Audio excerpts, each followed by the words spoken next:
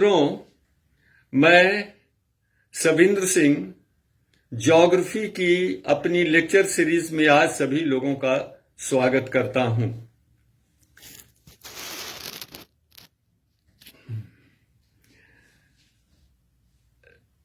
तापीय संकल्पना के विपरीत कई आपत्तियां प्रस्तुत की गई हैं।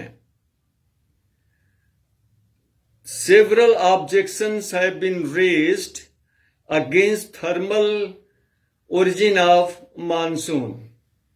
Today, I will discuss on the dynamic concept of origin and mechanism monsoon. Certain objections have been raised against the validity of thermal origin of monsoon. Number one, the heat loss cannot be generated because of thermal conditions. Because if they are thermally induced, they must be stationary at their places at least for some time, but they are not. इस तापीय संकल्पना के विरोध में कई आपत्तियां उठाई गई हैं। नंबर एक, ये जो निम्न वायुदाब केंद्र हैं, ये ताप जनित नहीं हो सकते हैं। अगर ये ताप जनित होते तो इनको अपने स्थान पर कुछ समय के लिए स्थिर होना चाहिए, जो कि स्थिर नहीं है, गतिशील होते हैं।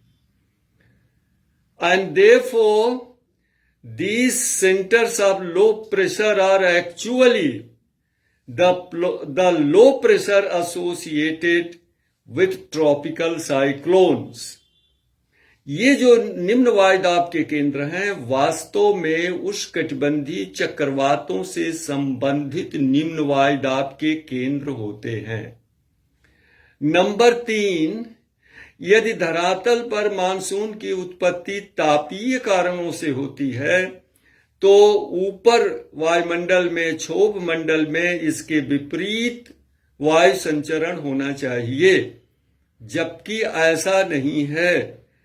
If the monsoons are originated due to thermal conditions on the earth's surface, there must be anti-monsoon in the troposphere and stratosphere.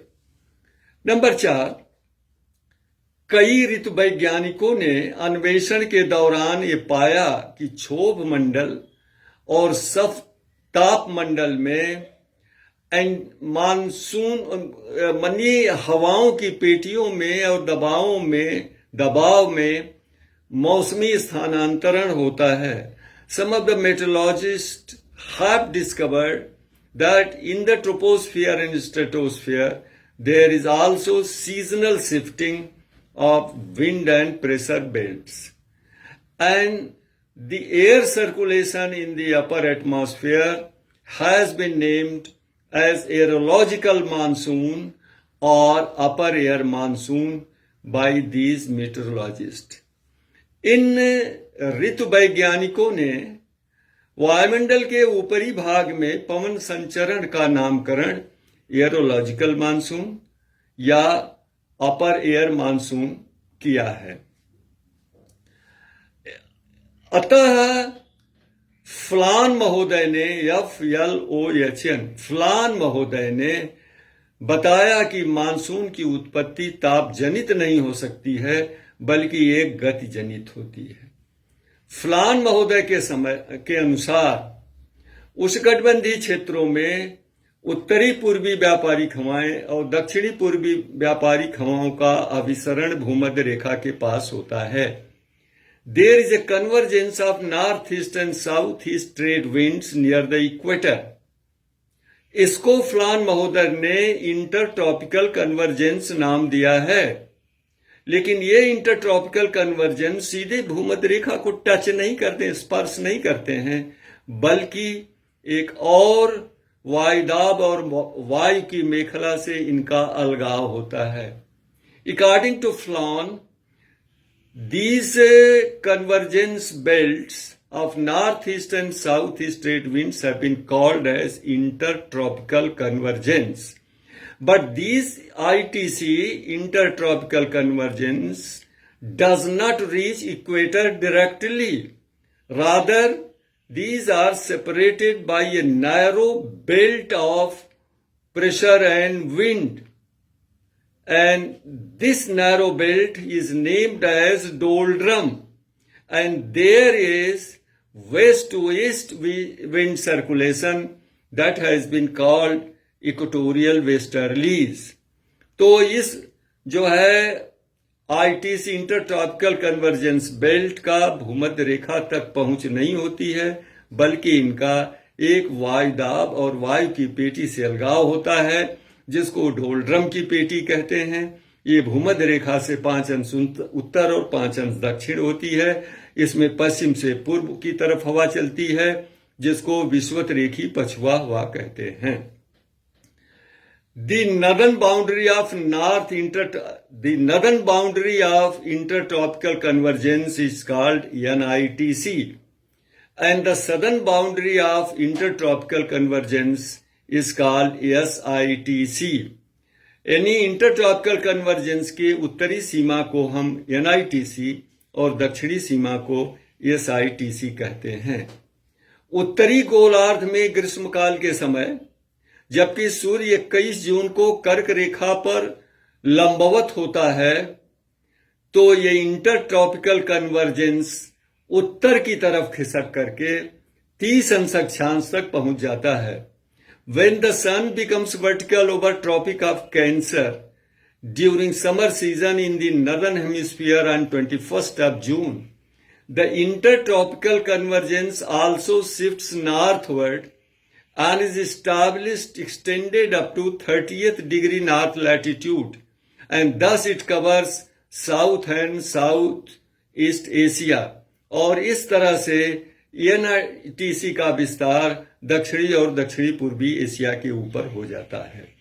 अतः डोलड्रम की पेटी भी उत्तर खिसक जाती है, तो उसकी विषुवत रेखी पछुआ हवाएं दक्षिणी और दक्षिणी पूर्वी एशिया पर स्थापित होती है। With the northward shifting of NITC, the belt of doldrum is also shifted northward, and therefore the equatorial westerlies are established over South and Southeast Asia। यही इक्वेटोरियल वेस्टर्लीज जो हैं वो दक्षिणी और दक्षिणी पूर्वी एशिया की ग्रीष्मकालीन या दक्षिणी पश्चिमी मानसून हवाएं होती हैं। These equatorial westerlies are really the southwestern monsoon or summer monsoon of South and Southeast Asia. Since these equatorial westerlies are associated with several tropical disturbances, cyclones, and therefore the summer monsoon rainfall is not monsoonal rainfall, rather it is cyclonic rainfall. अतः दक्षिणी और दक्षिणी पूर्वी Asia की ग्रीष्मकालीन monsoon के समय जो वर्षा होती है वो मानसूनी वर्षा नहीं होती है, बल्कि चक्रवातीय वर्षा होती है। भारत के प्रायद्वीपीय स्थिति के कारण इसके 2 भाग हो जाते हैं। एक भाग बंगाल की खाड़ी के ऊपर से आता है, दूसरा भाग जो है अरब सागर के ऊपर से आता है। Because of the tapering end of peninsular India, these southwesterly monsoons are bifurcated into 2. The one branch comes from over the Bay of Bengal, the other branch comes from over Arabian Sea। चूंकि इनके साथ चक्रवाती दशाएं होती हैं, जहां कहीं भी पर्वतीय अवरोध और स्थलीय अवरोध होता है वहां पर्याप्त वर्षा कर देती है।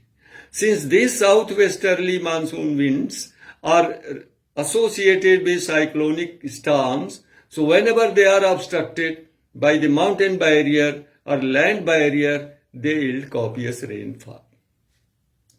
अब शरद काल में दक्षिणी ग्रीष्मकाल और उत्तरी शरद काल के समय स्थिति पूर्णतया बदल जाती है। अब दक्षिणी ग्रीष्मकाल अर्थात जब सूर्य की दक्षिणायन स्थिति होती है और मकर रेखा पर 22 दिसंबर को लंबवत चमकता है, लंबवत हो जाता है, तो दक्षिणी गोलार्ध में उच्च वायुदाब बनता है। There is a development of high pressure in the southern hemisphere in the southern Indian Ocean because the sun becomes vertical. Not the high pressure, but the low pressure is developed in the southern hemisphere during the southern summer and northern winter season. And the low pressure in the southern Indian Ocean is not responsible for winter monsoon of South and Southeast Asia. और दक्षिणी गोलार्ध में जो निम्न वायुदाब का केंद्र बना है, उत्तरी गोलार्ध में उच्च वायुदाब का केंद्र बना है, उसके वजह से ये जाड़े की मानसून हवाएं नहीं उत्पन्न होती हैं, बल्कि सूर्य की दक्षिणायन स्थिति के कारण NITC जो है पुनः अपने प्रारंभिक स्थिति में, मौलिक स्थिति में आ जाती है. The winter monsoons are not generated because of low pressure in southern hemisphere and high pressure in northern hemisphere. Rather, the winter monsoon are the result of re-establishment of north intertropical convergence on its original place. अर्थात NITC जो 30 अंश उत्तरी अक्षांश तक खिसक गई थी, अब वो दक्षिण की तरफ खिसक आती है और उत्तरी पूर्वी व्यापारिक हवाएं अपने प्रारंभिक स्थिति में आ जाती हैं.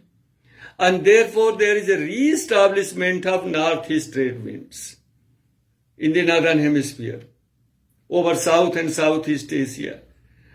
तो शरद काल में जो शरदकालीन मानसून है वास्तव में उत्तरी पूर्वी व्यापारिक हवाएं ही हैं.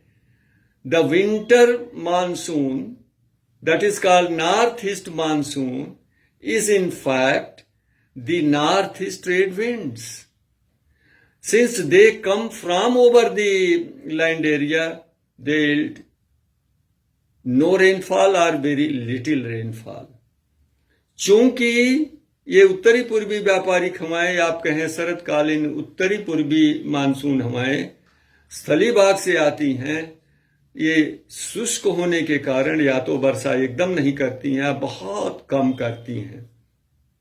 लेकिन जब भी हवाएं समुद्र के ऊपर से होके आती हैं तो वर्षा प्रदान कर देती हैं, जैसे कि तमिलनाडु के पूर्वी तट पर शरद काल में, शीतकाल में पर्याप्त वर्षा होती है.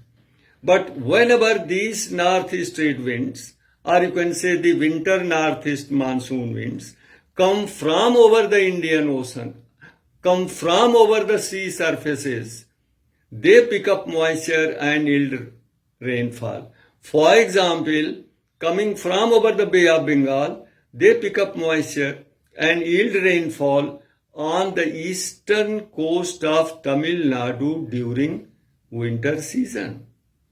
ये फलान महोदय के अनुसार ये इंटरट्रॉपिकल कन्वर्जेंस के उत्तर और दक्षिण खिसकाव के कारण मानसून की उत्पत्ति होती है. लेकिन हमें इस संकल्पना और सिद्धांत के विषय में मेरे दिमाग में कई प्रश्न उठते हैं.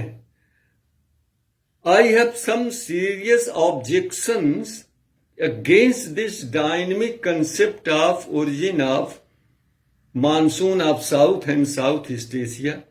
आपके मस्तिष्क में भी कुछ सवालात उठ रहे होंगे, तो यह वीडियो हम शाम को पोस्ट करेंगे. आप अपने कमेंट से अपने प्रश्न या जो भी क्वेरीज उठती हों उसको व्यक्त कीजिए और हमें जो ऑब्जेक्शन है सब मिला करके अगर पर्याप्त होगा तो हम एक और वीडियो पोस्ट करेंगे. आज के लिए बस इतना ही. धन्यवाद.